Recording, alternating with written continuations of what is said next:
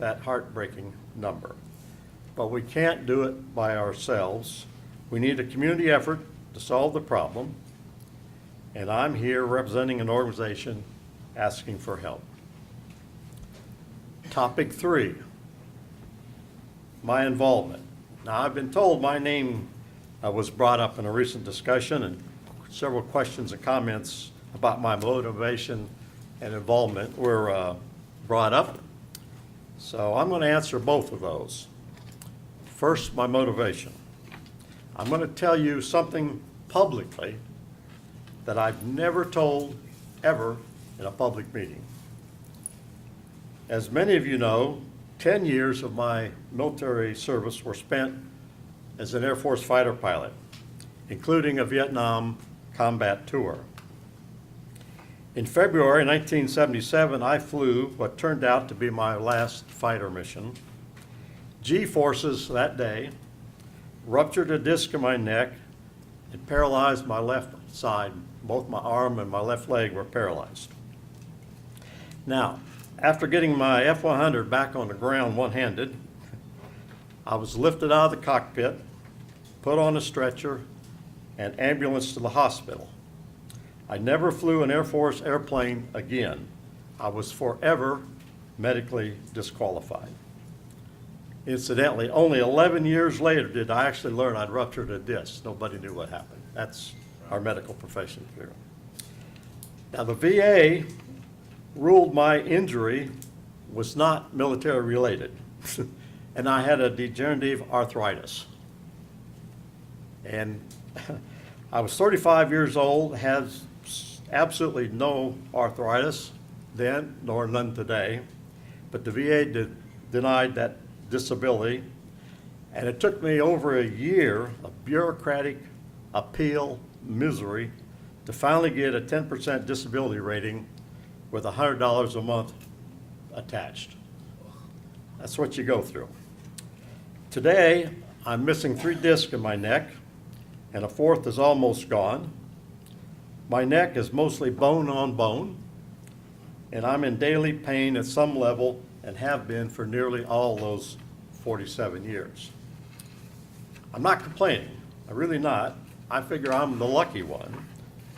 My life has been blessed, and I've been able to earn a good living. I'd do it all over again. But I have dealt with the VA and understand the problems our homeless veterans face. It can be a nightmare. Most have some serious problem caused by military service. Most do not want to be in their situation. They need a hand up and a fresh start. So I am passionate about helping these unfortunate men and women who have served our country and ended up in this miserable state of affairs. I was close to being one of them, potentially. Topic number 4. My involvement with Spalding County on this project is sort of at the heart of this workshop. GSMAC has banked nearly $100,000 for this homeless shelter. For years, we have worked, this group and others have worked fundraising and looking for a suitable location. Nothing has panned out. A few weeks ago, my friend, a real estate broker, told me about a property he was listing and coming to market that might be a great opportunity. I checked it out and was amazed at the potential. Unfortunately, it had a tax assessor valuation of over $800,000, way beyond our reach.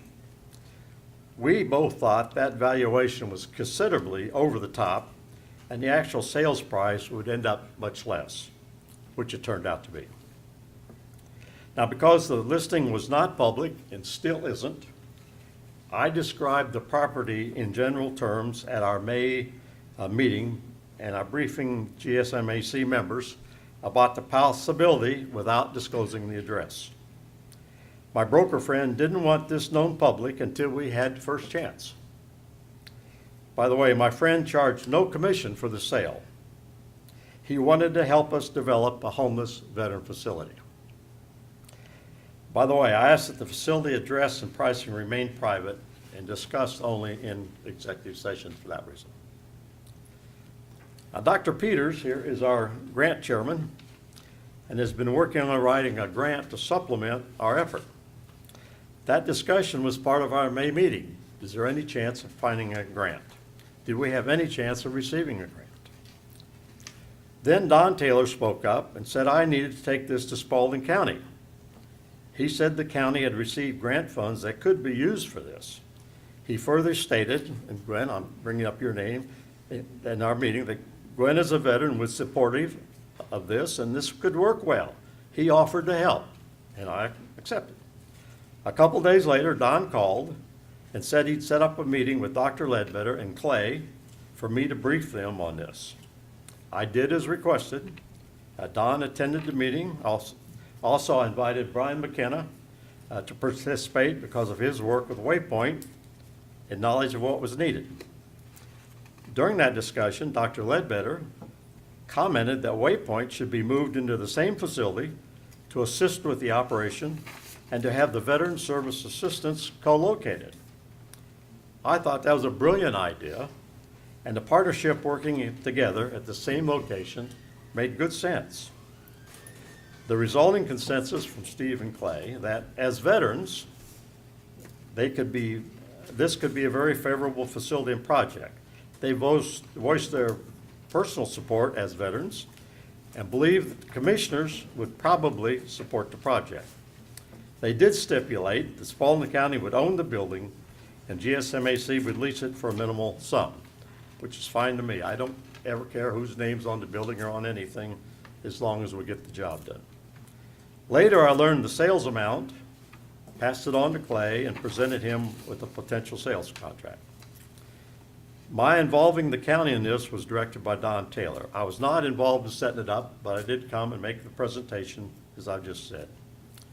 So in conclusion, I believe this is an awesome opportunity for our community to tackle the homeless veterans calamity and show the world that we give these men and women a second chance. They have served our country honorably and deserve a hand up. They too can make happy, satisfying lives and a positive future if only we make the commitment to help and give them that second chance. So I thank you for your attention. Certainly appreciate your concern and consideration. This time I'm going to ask if Sandra Brownlee would come up and join me. Sandra is the founder and CEO of Waypoint, and we've discussed this project. We worked together on things, and I thought she and I together could probably answer any of your questions.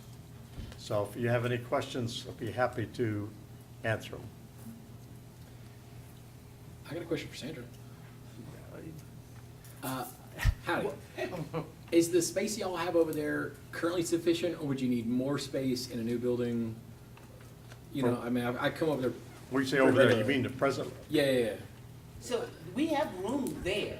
Yeah. There's room sufficient there. I mean, we do pay an exorbitant amount of utility bill because the building's so I'll bet. big and older, but do we have space? Yes, there's space where we are presently. So you would need about the same footprint? You wouldn't need a larger space or anything?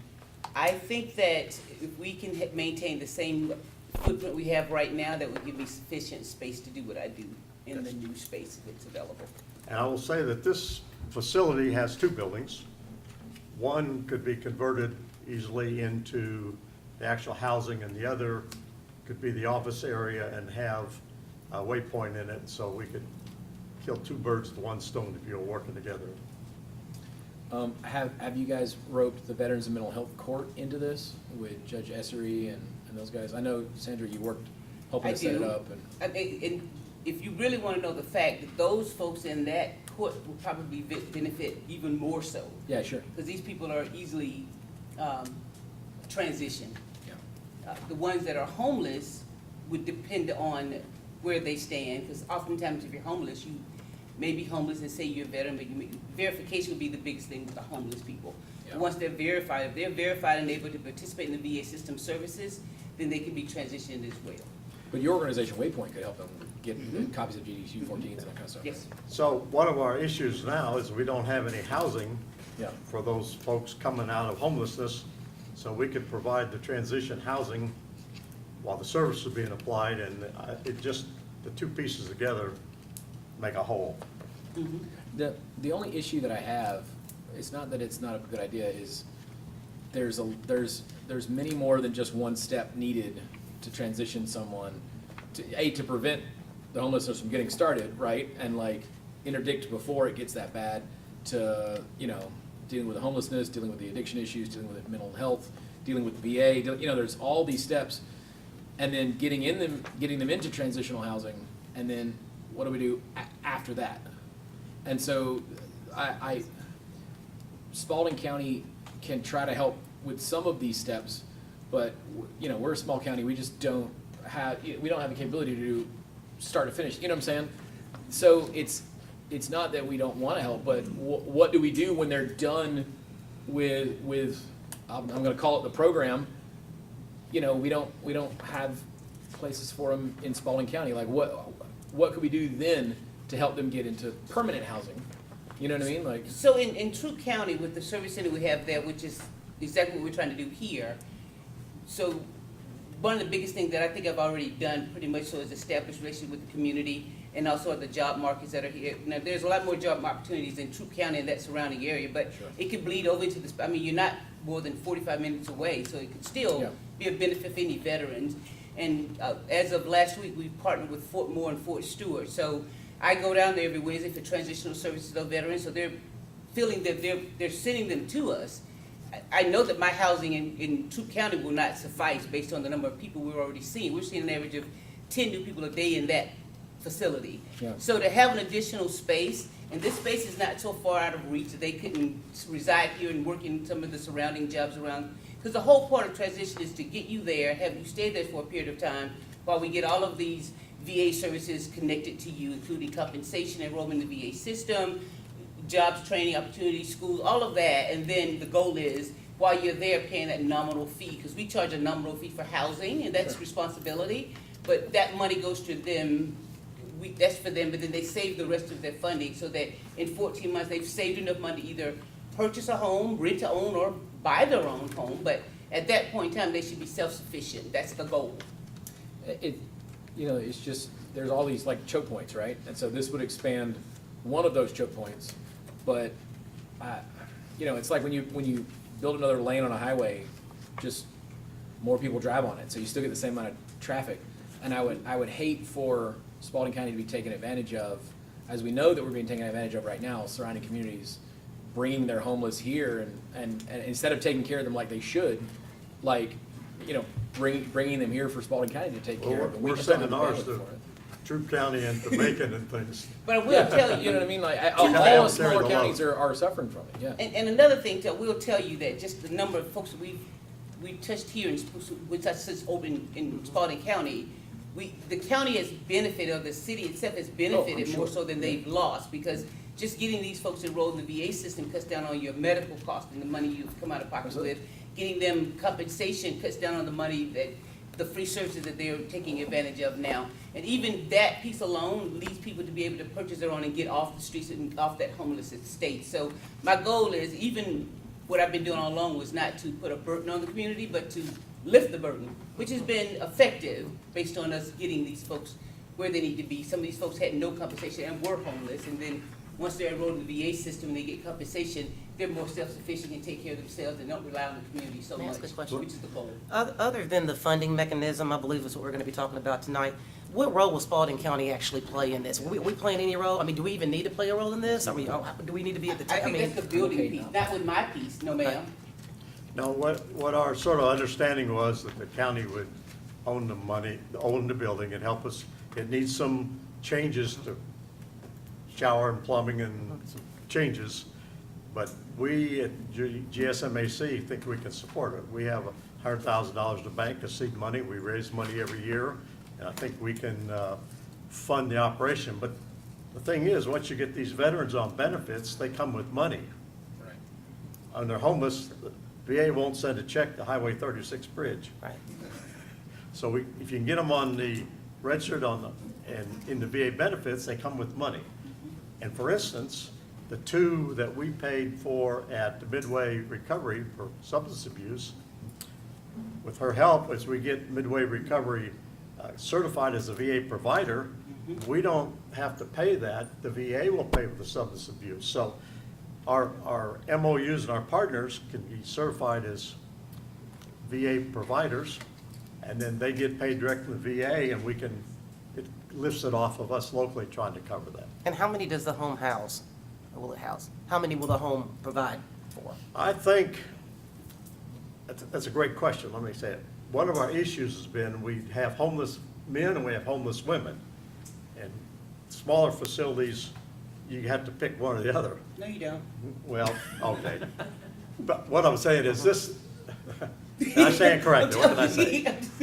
Okay, you can have one and one, I have to give it. But this facility would have several, I think 5, 6, both easily in this facility. So we can cover quite a few men and women, depending how we remodel it. It's a nice, large facility. So I'm just wanting to try to understand, I've read through this and I see the different organizations that you say that you have MOUs with. I would like to know what it is that, thank you. I would like to know what it is that Waypoint will be doing differently for you guys that they aren't already doing in the community. Any veteran can come to Waypoint and get services. So what is the benefit of having an MOU with them when they're doing that already? But we've done that because we've worked together and helped them fund them at times. So my personal opinion, I don't see them doing anything different. They're just that we're co-located. So with our homeless shelter and them, everything's right there in one place. It makes it easy for a homeless veteran to get services right there with housing. And now they have no housing, they only have the services. We could have both together. So I'm saying all that, whether they're at the old courthouse or they're in another building, they will still be providing the very same services. That's So I'm absolutely- just not understanding what that MOU agreement would look like. Secondly, I don't understand what the MOU agreement would look like with Southern Crescent, because whether you're a veteran or a regular person, you can go and sign up for school. Are they going to offer extra training for free? Because I feel like when you have a partner, they have to have the same skin in the game that you do. Our MOUs, our MOUs is just an agreement on paper that we're working together. And we keep in contact with Dr. Clark, and they have a lot of programs that are free to veterans. There's a whole list of free training. So if a homeless veteran comes in and we need to help him find training for a job, we know what's over at Southern Crescent.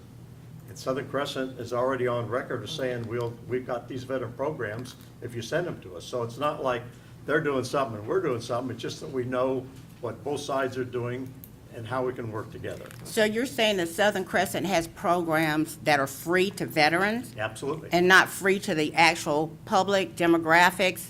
All of them do, most of them do. Yeah. Okay, such as?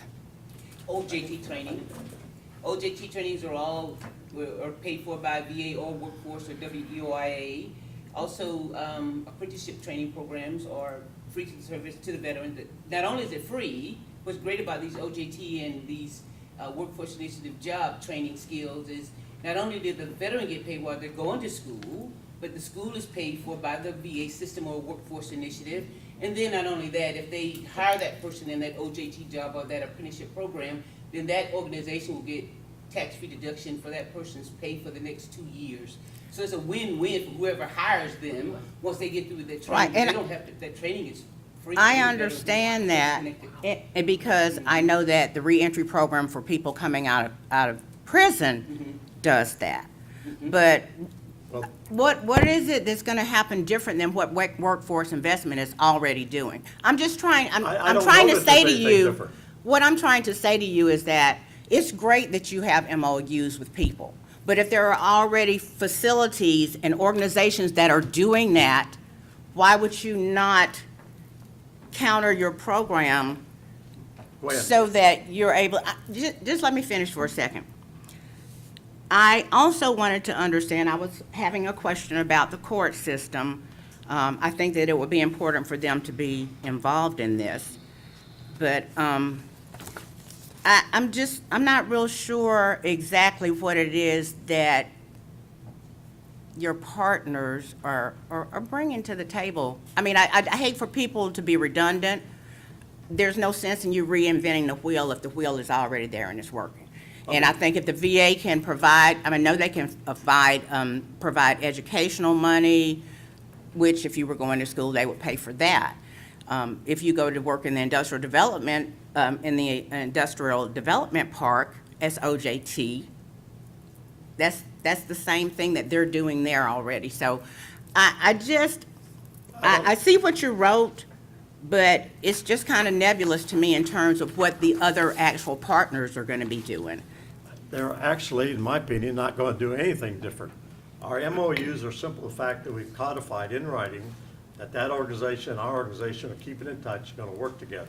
Dr. Clark has come to our meetings. He's given us a list of the free programs for veterans, what there is. We got that list. I don't have it with me.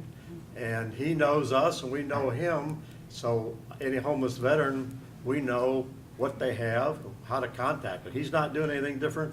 We're not doing anything different. It's just that we work together. Midway Recovery is a good example. Midway Recovery gives us a price for rehab that's cheaper than anybody else. So the two we sent to rehab paid for last spring, they gave a price to us that's about half of what it is anybody else going to the rehab. So they give us a deal. So Sandra, what is the cost for a veteran if they go to is there still a rehab facility at Fort Mac? Yes. A long-term? Well, there is one at Fort Mac, but that one actually long-term, more than a year, goes to Macon. There's a Okay. domiciliary on Fort McPherson, but that's up to 6 months. But that is at no cost to the veteran? Right, none of them are at no cost. All of them are at no cost. Right. But if you, I just wanted to say something about the partnership agreements, because we have partnership agreements in Troup County, the same thing. And our partnership agreements consist of, if, say for instance, I have 4 partnership agreements with the banks in LaGrange, I have with the healthcare system. And so if someone comes in, a veteran comes in and they want to open up a bank account. So Synovus has scheduled with me as a partnership that if it's a Tuesday, which is their day, and somebody wants to open up a bank account, then they will actually send someone to the service center. That's what our partnership agreement does. Instead of that veteran had to go all over creation to find these things, we made agreements with them. If a veteran needs some assistance, depending on whatever that thing is, we call that, and then we make an appointment for them to come to the center to see the veteran there, versus them having to trek all over town trying to get transportation to get to those locations. That's what the partnership agreements that I have do. Same with military affairs. If I need something from them or whatever, the partnership agreement is they will direct the people to us or vice versa, so that we can make sure they get exactly what they need without having, because one of the biggest stresses for veterans is trying to find the resources. So the resources are available to them in one location. That takes the stressor out of the gameplay. It makes it a lot easier for you to deal with them. So having everything in one place and having partnership agreements, all of it, they come in one place, it's a lot easier. It's more convenient for the veteran, and it really does cut down on us trying to get things done. Yeah, I totally understand what you're saying, but I'm just saying that whether you're there It or don't matter here, anyway. yeah, you would still be providing the same services Yes, that you ma'am. would. And interesting, we recently had a couple months ago, a group meeting with all of our MOU partners. And around the table, we all sat and talked about solving this problem together. It's just helpful to be able to get together with people that you know that you're connected with and figure out how you can solve this problem. So we do that with our partners and just trying to work together. Okay, now, this is really for us about trying to find some place. What I'd like to do is have county manager continue to work with Dick and his organization to look and see if we can come to grips with a place that we think is suitable within the price range that we have to be able to do this. This is, for us, my belief is a kind of a one and done. We will purchase it, lease it, and then Dick's organization will take care of the day-to-day electricity, den mother, whatever the right words are, case manager to be able to do this, to take care of all the people that are there. And at the same time, at this, one of the locations we look at, we can move Waypoint from a building that's getting to be a problem for us into a building won't be a problem anymore, and they would be co-located. So no decision needed right now, just we'll let Dick continue to work through the money side of it with the county manager, and then come back to us when we have a specific number in mind to be able to talk about. All okay with everybody? A lot of MOUs have to go on what we're gonna do, and Waypoint, for the most part, already has that book written, and we just gotta walk through it when the time comes to be able to do it. We all okay with that? I'm looking for head nods, north, south. Okay, all right, Well, this is our opportunity to fix this problem, I think, so. yes. I'm Thank just you for asking- what you're doing, Dick. It's, Please- please and help your us out. organization. Thank you. It's a powerful thing, and we appreciate it. Thank you. All right? See ya. Item number 2, alcohol ordinance discussion. This will get Stephanie deep in the heart of. I think that everybody has, all the commissioners have the document. This is time for us to answer questions that the staff has for us, to look at and see, hey, where are we on this? What's going on? Is there an issue? All right. What was the impetus for changing this? That would help to know why we got started back on this again. So initially, the impetus was that our ordinance did not accurately reflect state law as far as certain setbacks for properties that have to be a certain distance away. So the impetus was to revise those distances, and in doing so, as Dr. Ledbetter and Ms. Reddick and I began going through everything, there were other questions that arose that we thought you might want to address, basically because this has not been reviewed in many, many years. And there are some things that were not thought of then, and there are some things that we thought that you might want to address and change.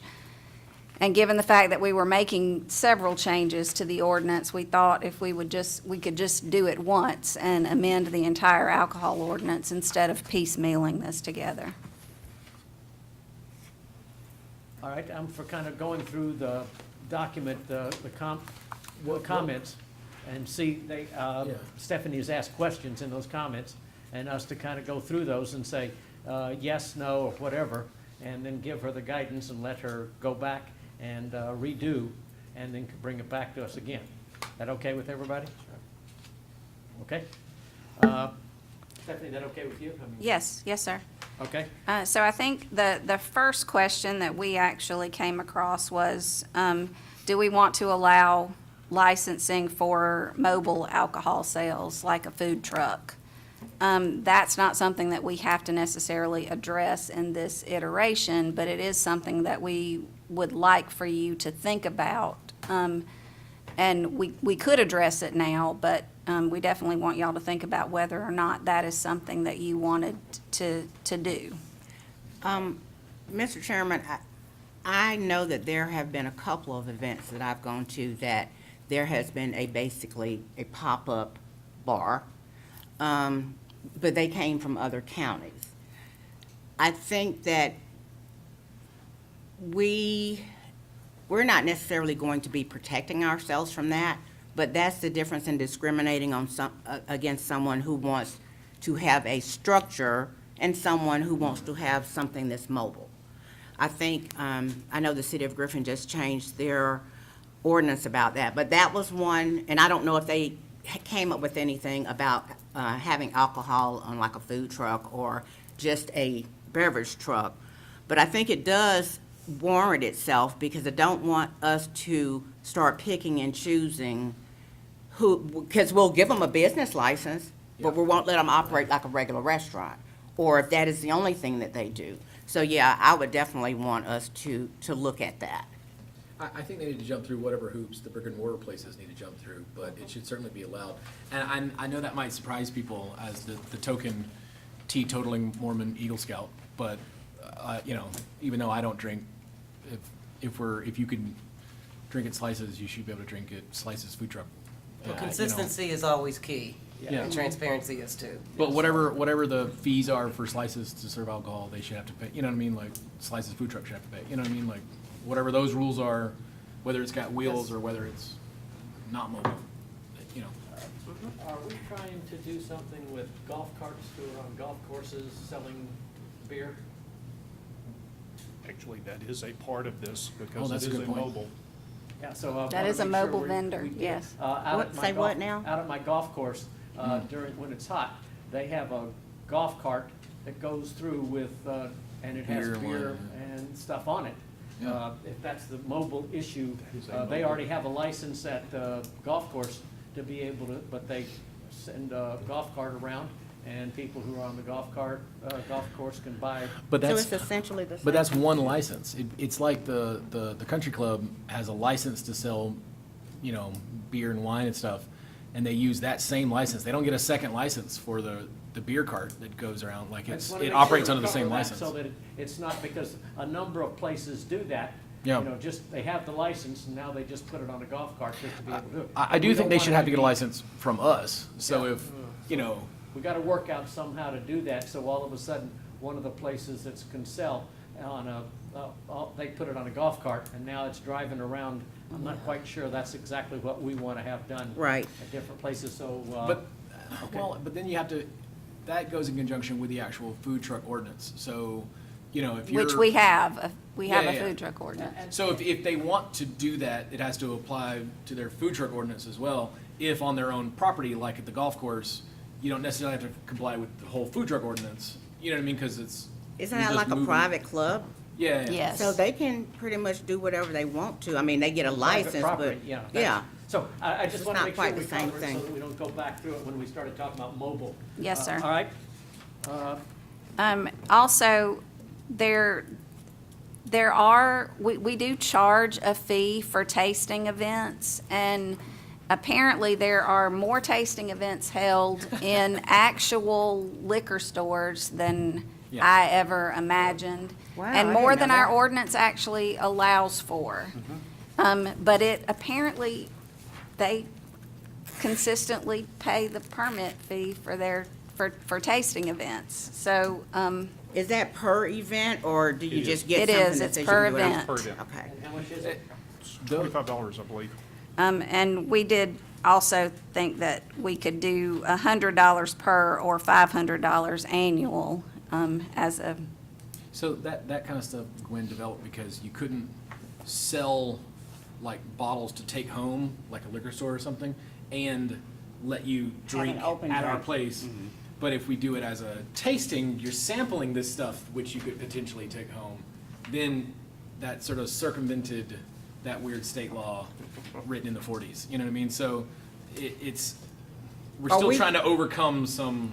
So are we Sort of vestigial coming laws. closer to what the state says about this kind of, like, tasting?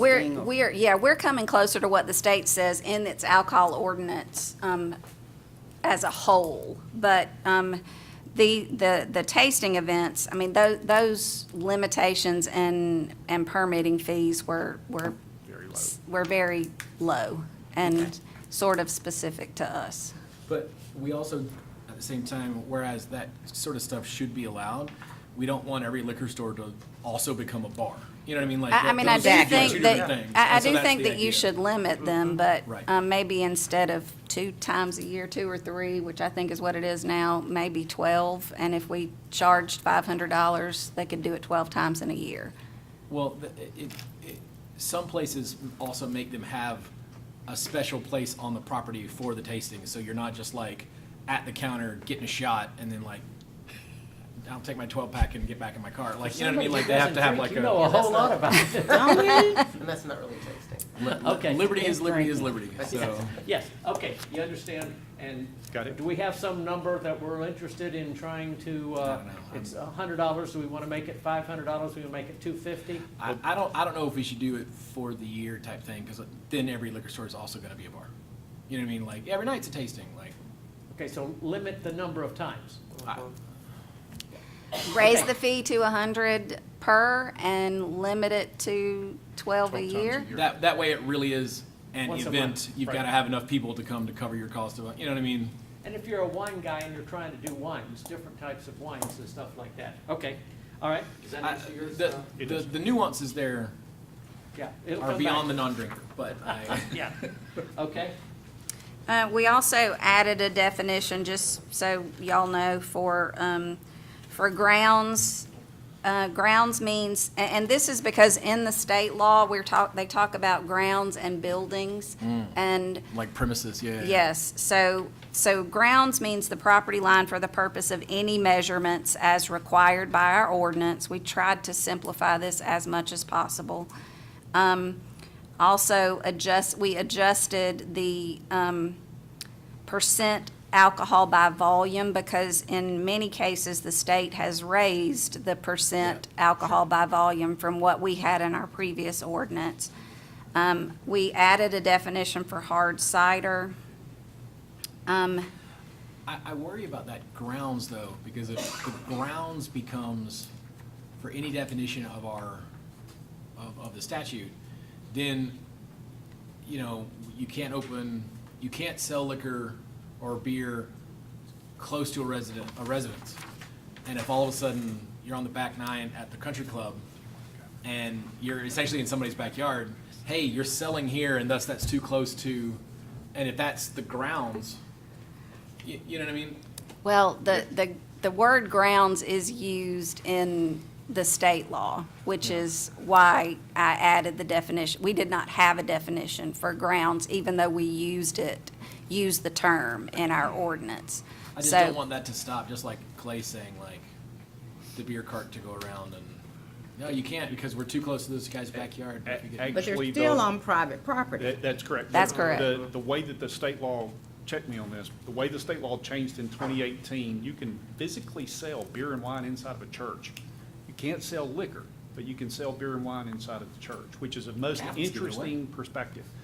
The way I understand how the legislators adopted that was that the Catholics, the Lutherans, Yeah. they Communion. serve communion, Right. real wine inside the church, so the state legislators actually codified it so that they could do that.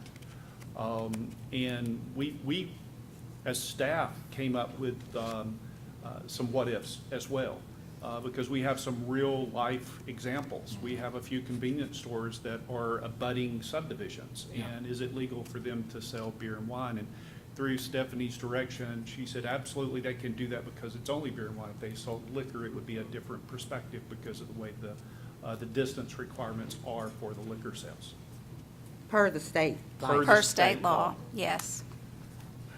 And I did, everywhere that we reference state law, whether it's in distance requirements or the percentage of alcohol by volume, I added language as may be amended from time to time, so that we don't have to continue to come back and change these if the state changes them. Are we allowed to, I know that we're trying to work on the level of where the state is, but in any place in here, can our ordinance be more stringent? than the state? Unfortunately, not in any real tangible way. The state law limits us from being more stringent where it would actually matter to you. You can't make the distances more than they are in state law. Actually, Commissioner Flowers Taylor, we actually asked that specifically because we were looking to limit the number of liquor stores from each other by mileage or by distance. And that's So- 1,500 feet apart at Yep. this point. Because we wanted to make sure that we didn't have a liquor store, and a liquor store side by side by side. And Stephanie shared with us that 1,500 feet was the limit according to state law. So 1,500 feet as the crow flies, or 1,500 feet from door to door? And then secondly, That, when we get there, that'll depend on the definition of grounds, which is property line, which is why I felt like it was really important to define what that was. okay, I'll just hold that. From property line to property line. I mean, 1,500 feet's just a little bit more than a third of a mile, like that's not. That's not a long way. It's not a long way. Yeah. Okay, It's essentially, you can't put it in the same. we've got 40 minutes. All right. That's what I heard was move quickly. So, one thing that I noted on page 3 of 31 is licensed representative, which means a resident of Georgia, and a manager of the business operated by the licensee who is on the premises on a regular basis. And I could hear Commissioner Flowers Taylor saying, "What is a regular basis?" in my head. Yeah, you could. And so that's my question to you. What is a regular basis? Which page? You say This 31? is page 3. Okay, 3 of The 30. very top. first one, what, the license representative has to be, so the person that holds the license is either gonna be the licensee or a representative of the licensee, and we call that person the license representative. And that is a resident of Georgia and a manager of the business operated by the licensee who is on the premises on a regular basis. So how often do you think that manager should be on the premises in order for them to actually be considered a licensed representative? You want a percentage? Maybe? Are you looking for? Or days or time, however you Do you think define the it. manager How should be many there hours a 5 days week? Do you think he should be there I 3 did a- days a week? I did a franchise agreement that had a definition in there, and I was just thinking about what their definition was, that the franchisee had to act as the managing, like, person on staff, and they had a specific. I mean, of specific course, duty. the purpose here is that you don't have a manager who is just a manager because they're a resident of the state of Georgia, and the licensee lives outside of Georgia, I've done cases. but never shows up. Yeah, I did a case with, they arrested the owner, and he was also the manager, because everything was put into his name. And he had never been in the state of Georgia, and he was the owner of like 6 gas stations, and he was like, "Do I own that gas station? I have no idea." Like, it was just my turn on the cousins list to move it through, and All right. I Yeah. think Thinking there's- we don't want I'm that. thinking like 75% of the time. That's what I'm thinking, something like that. I know you want something a little bit more So I'm just don't, for me, definite. if they meet all the other criteria and they have people working for them, why do we have the right to insist that they be on premises? well, the idea is whoever is getting the license needs to be active. Because they need to actually, the licensed representative or the licensee needs to actually make sure that the people that work Right. there are following the ordinance. It's their responsibility to So- make so sure I- that that happens. Otherwise, me and my Absolutely. P.O. box That would is have their 8,000 responsibility, and if they don't, then they violate the law, or they violated code or an ordinance. And if they are managing, I just feel like if we're trying to tell people how to manage their business, Well, that's we just- already are, because we're telling them they have to be there on a regular basis. We just don't say what that is. Yeah, but Is a regular basis once a month just to check on the business?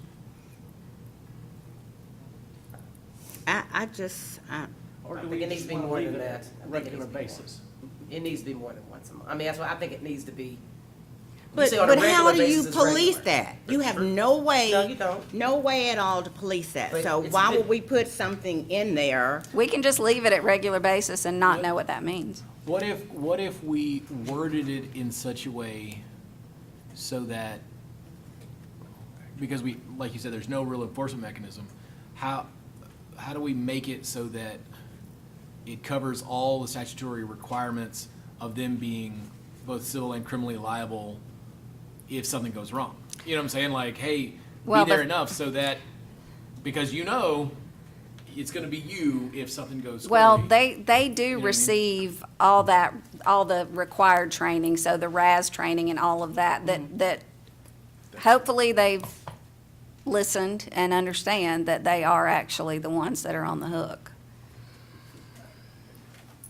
Leave it as, I just leave it Regular? because we're not I doing know, anything I'm- with that, and we don't have anybody. We need to pick up trash off the side of the road harder than we need to check to see if somebody's manager Yeah, showed well, up. we could even once a say month. like regularly, be there regularly enough to understand and give direction to, and ensure everyone is in compliance. You know, AKA like, you're the one that's making sure they're in compliance. So if they're not, you're the one, you can't say, I only went there every 6 months, I had no idea.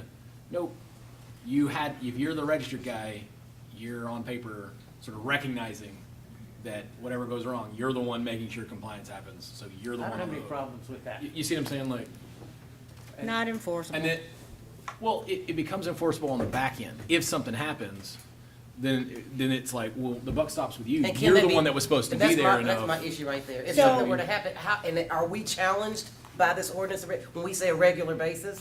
That So- means a lot of things to a lot of people. So when we had the I was gonna say issue with, regularly enough that country, what was it ensure called, that something everyone country? complies. Country Rock? Country Rock. Okay, the owner lived in Macon, and, you know, at least twice a year, someone new would come in to get the license because there had been some incident that happened with the other employer. So whoever is managing is the responsible person on site. So We don't care if they they live in Spalding County, we just care if they're a resident of Georgia. So Well, living in yeah. Macon, he could be the licensee all day So, long. well, that's what I'm saying. So they're in running the business. If they don't run it the way that it's supposed to legally, Yeah. then when the charges come, the charges not only will come to the manager, or Yeah, if they it's come to someone them, else yeah. who sold alcohol to a minor, but it will also come to the business owner, the property owner. So I'm just Whoever the saying, licensee is, I, yeah. just adding some extra stuff that we cannot enforce just doesn't make a lot of sense, because in those instances, we charged everybody who was in line Yeah. up to the owner of the building. And, But speaking as the defense lawyer, I don't want them to come back later and say, regular meant every 6 months. Last time I was there, everything was in compliance. This must have happened while I was away. If we put in regularly enough to ensure compliance, then it's like, it's on you. Whatever you thought was regular enough to ensure compliance, if they didn't comply, the defense lawyer doesn't get to come back later and say, but I didn't know. Well, then it's still your problem. You see what I'm saying? Like, well, I mean, that- yeah, that's an out, but at the end of the day, I think that the person who owns the building is going to be I held think responsible ultimately- anyway, along with the person that has the license. I don't mind that language. but you know what I'm saying? But Like, it doesn't really say anything, and it You got doesn't what make us it have to said. go and Okay. police anybody. I Okay. did. Yeah, I have that. Okay, Um, thank you. Okay, so most everything that you see from there to page 6 is just, some of it is substantive changes, but it's just red lines that y'all can look at yourselves and let me know if those are things that you want to leave in or if you want to take out. The next thing on page 6 addresses nonprofit civic organizations and temporary permits. The rule has not changed as far as A, so nonprofit civic organizations may qualify for a temporary permit from the Commissioner of the Department of Revenue to sell alcoholic beverages for consumption on the premises for a period not to exceed 3 days. No more than 6 permits may be issued to a nonprofit organization in any calendar year. That is still the rule. I'm fine with that. The next one says that the county shall not impose a fee or charge for such letter, and my question was, why would we not? The state charges $25, why would we not charge a fee of $25? does the state prohibit us from doing so? No, Yeah, then we should. we've totally just match not, what the state is. we've just My not issue charged with it one. turns out to be, how much time does it take us to do that? That's a good Yeah, one. I believe $25, if you start adding up how much the admin's time is to take the document, figure it Right. out, do that, sign it, It's gonna move cost it us on, more than $25. is $25 worth. Yes, sir. of We time. agree. So we've had people to come to us before to ask if they can apply to the state for a 2-day, 1-day license. Other than them being on the agenda to ask us that, what else are we doing with that? We have to provide them with a letter that's. Okay. Yes. After we There's approve it, admin- we have to provide them with a letter that they can Yes. There's submit. administrative functions Okay. that are required. All right. All right, so $25, yes. What about? All right, so I'm taking out, the county shall not impose a fee for such letter. Yes. Do we have something in here, and it might already be there. Do we have something for like, cash bars at a wedding at a local venue, that they're bringing in a bartender?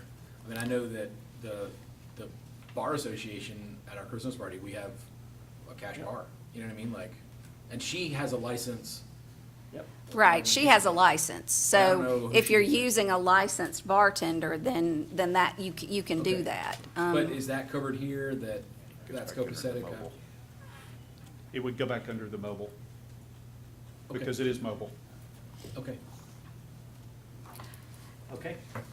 All right, so on page 7, this is just kind of me. How are we going to get evidence of good character? Because in addition to meeting all qualifications of a license under state law, all applicants must be of good character, must provide evidence of their good character. So in their application, they must provide evidence of their good character. Oh, yeah, that's so wrong. And so not true. You know, because if you got the money and you haven't just got out of jail, you can get one. So I'm not really sure, Not if you were in jail for a DUI. okay. So, Good character, how do we find it? That's the question. yeah, that's one of those nebulous things that, Who does it come from? You know, so, Yeah, how did we get to, is that state, something about, the state use good character? Or did we use it? I have no think- I idea. think This it is, was- I mean, does this that is mean us. that I you don't believe burp in this is public? us. Or does that mean you don't clean up the poo after your Well, dog goes? I in don't the- It just even- means that you're I don't not know what that felon. I means. think that's really what But it means. it's that you have to actually provide evidence of it in your application, and we don't even say what that evidence I should be. would say that we will require them not to have a criminal record that Yeah, I will think it should be reflect on record.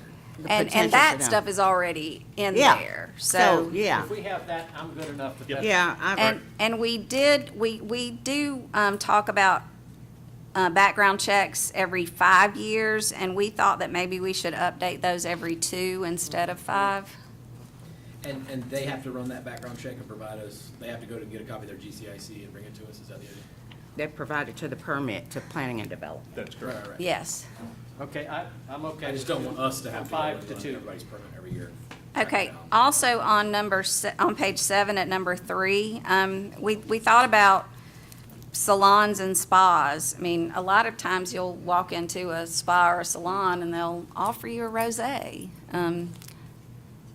We prohibit that basically here. Is that something that we want to continue to prohibit, or should we encourage that additional It's part perk of the to their service business? in their spa. yeah. I'm We with don't you. stop them from giving mineral water. I mean, it's in their personal business. They're not selling it. I'm not too sure how much the 3 men know about that. No, but think about it, if, you know, my liquor store decided I'm really a handshake spa, and like, you know, it's $50 to come in, and I'm gonna give you this pack of liquor for free, you know what I mean, like, you have to look at these sort of worst case scenarios of how people can abuse these rules, so. Well, if then- we appropriately define salon and spa, then that won't be a problem. Licensed therapist type, like licensed massage therapist or. Yep, yep. Let's go ahead and define those two and stick them in there. That'll take care of it. Because I think we do something for golf courses and stuff like that in there. Okay.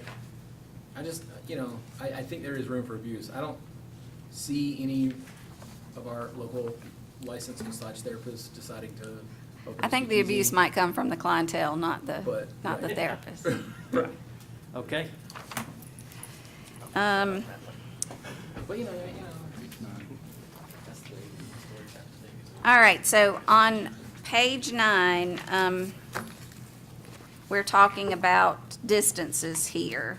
So each application for a license to sell alcoholic beverages shall be accompanied by a certificate from a registered land surveyor showing a scale drawing of the location of the proposed premises and the most direct route of travel on the ground, so that would be as the crow flies, basically, from the premises to any school building, educational building, school grounds, college campus, and that's where the state law talks about buildings and also grounds.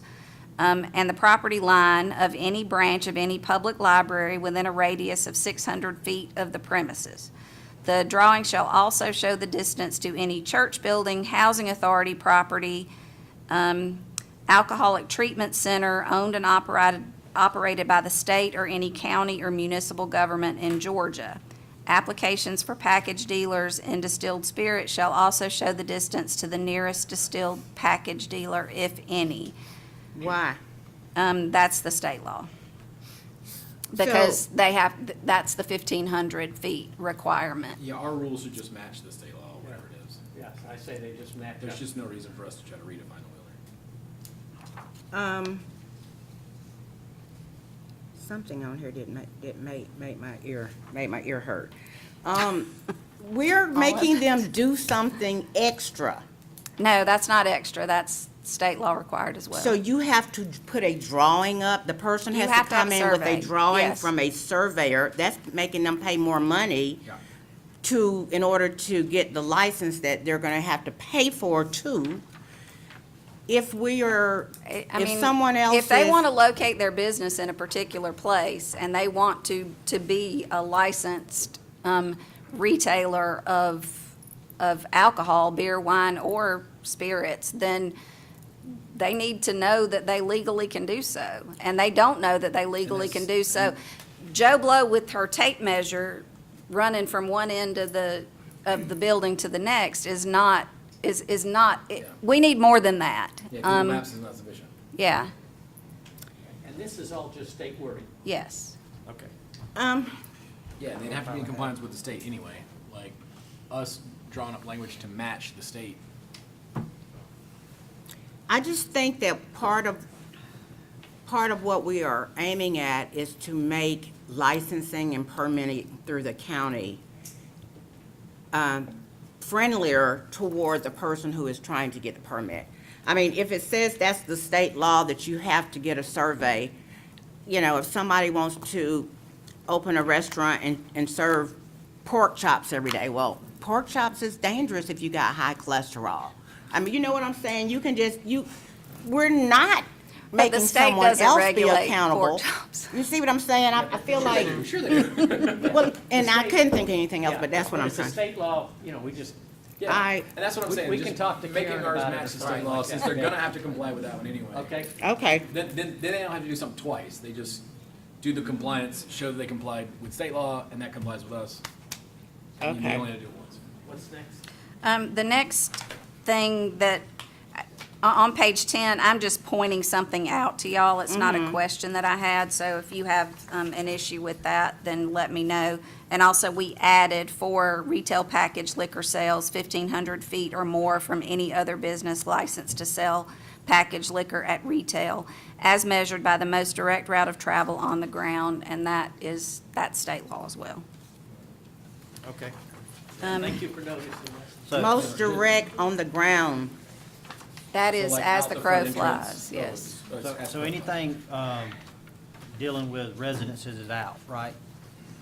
'Cause I've been reading through it, I haven't seen anything about the residences distance. I don't think it is for beer and wine. Right. It is for liquor, but not for beer and wine. Okay. Your note says we could add it for beer and wine, but it's not there by default in the state. It is not there by default, that's correct. Okay, for retail package sales, 1,500 feet or more from any other business licensed to sell packaged liquor at retail. So this is for an additional liquor store to be licensed in that space. Correct. Okay, I like that. But retail package sales for beer and wine consumption off premises, 300 feet or more from the property line of any church. Now, a football field is like 900 feet, right? So if, It's closer to 300. 300 feet. 300 feet, basically. 300 feet is. okay, 300 feet is a whole football field. Ends up Okay, being- that's good distance. Yeah, Okay, and that 300 feet is state law. okay. Okay, next. Yeah, that's not us, that's the state. Okay, so the next thing that is not just grammatical is page 15. And at section 1010, all applications will be assessed a non-refundable administrative fee in the amount established by resolution of the governing authority, which fee is in addition to the license fee. And I had suggested 150 as a starting place, but this allows you to look at your fees annually and change them by resolution without changing the ordinance. Yeah, can we look at surrounding communities, what they're charging? That's what we've Just done, sort of yes, sir. Pick that number. Yep. And we'll bring that back to you. So you're gonna set it up so that see the fee schedule. Correct. That is how all of the fees Oh, are, okay, are, good. are being Thank set you. up, yes, sir. The next thing is license fees, and we had, again, those were all established. We've taken all of that out to allow for us to set those by resolution, and my thought was once in a calendar year would be the most that you would want to do that. I'm okay with that, thank you. On page 16, all alcoholic beverage licenses are annual licenses that run from January 1 to December 31 of each year. Holders of existing licenses in good standing shall apply to the department for renewal. We do not define what good standing is. And I think we should. I think we should go Without back and violation? assume that it has, Yes. without violation for how long? Because we do allow people to redeem themselves, and Without a violation in the last 5 years, they got it. Yeah, because. 5 we had years. the issue, where we were trying to take It's some 5 years action. for I'm you looking guys. at Sylvia. And they were not doing what we wanted them to do. And we wanted them to stop doing it, and we kept telling them, Sylvia, okay. 5 yes. years? Do you think that's too long? Too long? Yes. 2 years. 2 years? I think 2 years. Yeah, whatever. I think a year. What did Sylvia say? 1 year. Oh, within a year of the application time. And so if we're talking about good standing, would be things like, So while Sylvia makes her way up here, I hope there's no court people in here, but if you get a charge, it's a long time before anybody adjudicates it, and if people are supposed to be innocent until proven guilty, how does that affect them if Good standing. there's something on your record and you may or may not be guilty, but then that may keep you from getting your license? So that's why I said 2 Well, we had years. just talked about convictions too, so something could happen on your property and you Yes. could re-up 2 or 3 years before you've got a Yes. conviction, even if you totally earned it. Well, that's what I'm saying. It says, I think in the previous ordinance, it said if you had been arrested for something, not that you had been convicted. Any charges or convictions in the last year? That's not part of this particular section. We're just trying to define good standing. but, so good standing, you're gonna do a background check, okay? And it should be, any business should be licensed. You should have a business license. That's good standing. Any fees or penalties for anything related to your business should be paid. To include taxes. Yeah, taxes.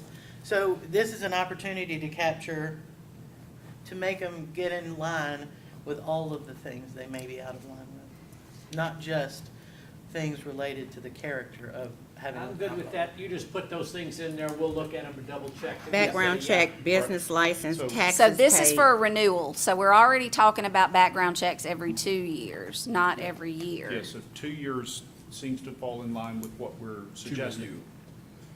Because we're doing background checks for 2 years. So someone could theoretically renew their license and the following day be charged with a DUI, and we would not see it for 2 years. And so therefore, I would ask you, why would you wait 2 years? I think you should, the good standing should be upon renewal, what we're examining every year. Because So- then they're just accumulating stuff and it's harder to address, a smaller business especially. What if it was a fine or a fee they didn't know about and next year it's twice as much? So that would be doing a background check every year? Yeah, I just think the good standing should be at the time of renewal, which is annually, and whatever we define it as, if it includes background checks, it should be that frequently, in my opinion. So they would be required, in order to renew, to go to the sheriff's department, run their GCIC, and bring us a copy of that shows nothing new since the last time. And because alcohol specifically, it's a privilege. And Right. so I appreciate what you're saying, that you always want to make it, you don't want to get in the way of people conducting business, but it is a privilege to have an alcohol license. And it's something that, should be held with a high regard of responsibility. So when you renew it, every year, we should be renewing your good standing. So, I definitely appreciate what you're saying. What has happened here in the past is that when someone has a charge or something that would not put them in good standing, somebody else just applies for the license. Yes. So you're not really fixing anything. My son, my wife, they're the new license holder because they don't have a record, but maybe I have a charge, so. Yeah, well, but see, back to what we were talking about earlier with the licensing person on the premises. I mean, I think that, Stephanie, and correct me if I'm wrong, that's something we could, you can't just pass it off to somebody else. And they should be, it should be the tapestry of responsibility, which includes who is going to hold the license and who is going to be held accountable for the good standing. I shouldn't be able to go recruit somebody else to have the license for me. But the person who has the license is the person who is being judged for whether or not they have good standing. Evaluated. Yes. I mean, people currently do pass it from person to person. Like, I mean, that's, That's a real thing here. I've How can we had stop to that? defend How can we several stop people. that? How can that doesn't even sound right to me. I didn't know that was going Well, on. under to be honest one with you. case we did at Country Rock, we attached what was going on to that building and basically said, you cannot get another license here for 2 or 3 years. It didn't matter who it was, but that was based on the fact that we had multiple infractions and they were coming back regularly. That's a good idea. But, so, You could attach it to remember a what the written good order. standing is, it almost corrects it. You can't pass it to anybody because the evaluation may be the person, but the business is also being evaluated. Right, so the business would have citations, the business would own fines, fees, So taxes. whoever's coming for the license, you still gotta solve the problem. Yeah, Country Rock, still gotta be Country Rock. Yeah. Okay. All right, yes. Thank you. Let's do 1 year. Let's do 1 year, back to the 1 it. year, and let's get them, bring in the latest stuff they've got. Okay, good point, thank you. Tax and bill, proof that all business their- license, and background check is what we're saying. Yes. Yeah. Yes, and no other fines, fees, or citations for the business. 17.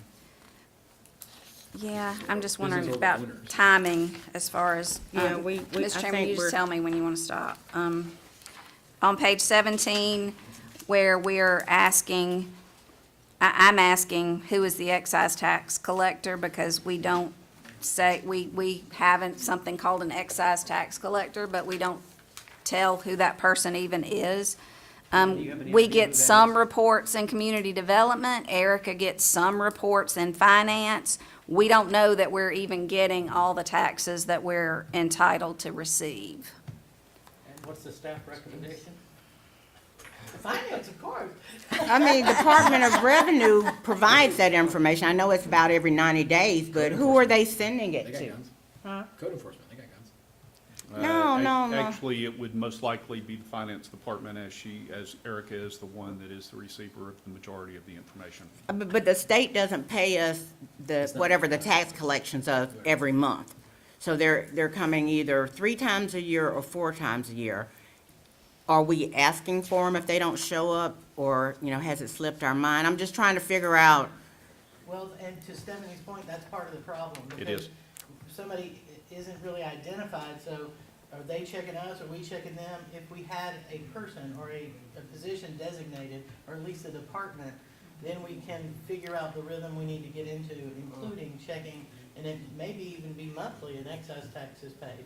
And if it is finance, then anything that's received in community development would have to be reported to finance, Which is- on a which is regular basis. Which is That's a form county of audit. manager issue, figure that out, and Yeah. come back and tell us who that is. Somewhere on your staff, there needs to be somebody.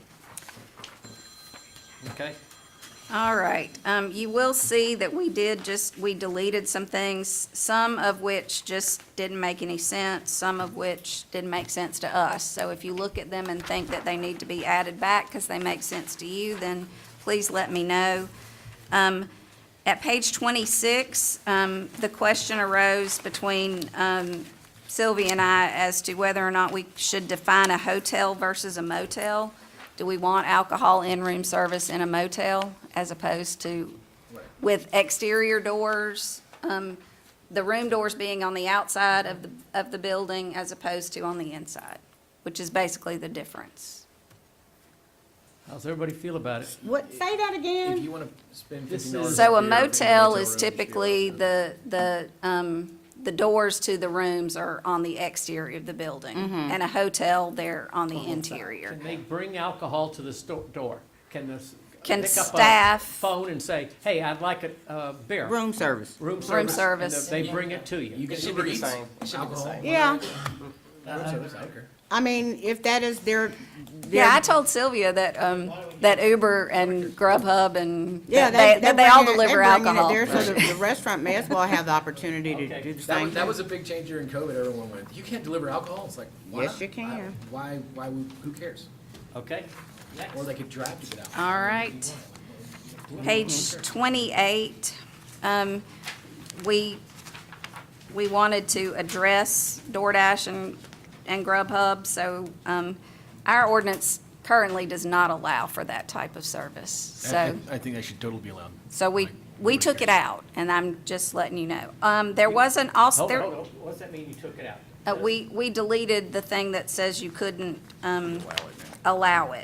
allow deliveries of alcoholic beverages They can beyond no the longer- boundaries. They can no longer do it. No, they No, can't. they can't. They can't. They You took out the couldn't. languages so they couldn't. Okay, we all. good They're with that? doing it absolutely. now, That but makes they sense. Yep, are yeah, not I just allowed wanna make to sure under our ordinance. We're all okay with them doing it, all right? I mean, They it's have, part they have of to how have picked it up business from is whoever being- yeah. is selling with all the licenses and whatever. Yeah, I don't care. Right. At the page at the top of page 28, I had a question, we had a question about, the no licensee shall sell or offer to sell any firearms, ammunitions, or weapons of any character. But that So matches what state about law too, Walmart? And what is a weapon of any character? An axe, a throwing star, a saw, a baseball bat, a steak knife? Yeah, I did get a little bit A straw. silly, but, No, but what does the state law say? Is that matches theirs or? no, this was us. Yeah, then whatever. There's no reason to have that if the state law doesn't have it. Yeah. Okay. I didn't think we wanted to stop Walmart from selling I mean, right, either of like, those things. yeah. Okay. And Which one was that? that's the very top, number 1 on page 28. Where malt beverages, blah, blah, blah, are Yes. sold? Okay.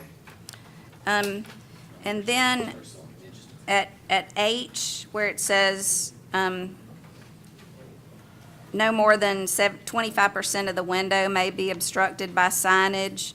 Do we wanted to know if you wanted a square footage minimum for buildings? Do you want an inventory minimum?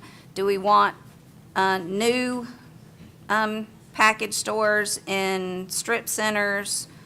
And these are things that you may just want to think about and let us know. And do you want to regulate lot size?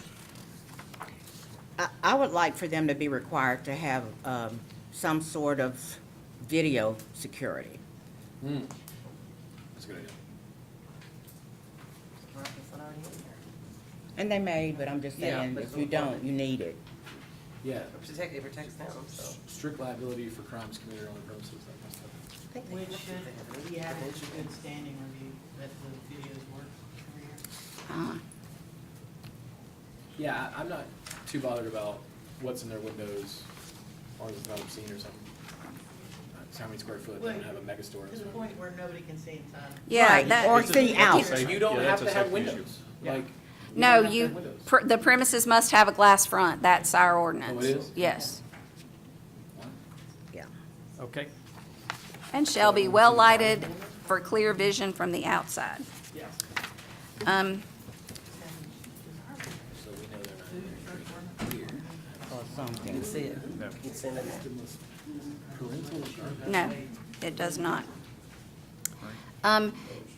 Page 30, sale by package prohibited, that first thing. What about breweries? Can we take this out, was our question.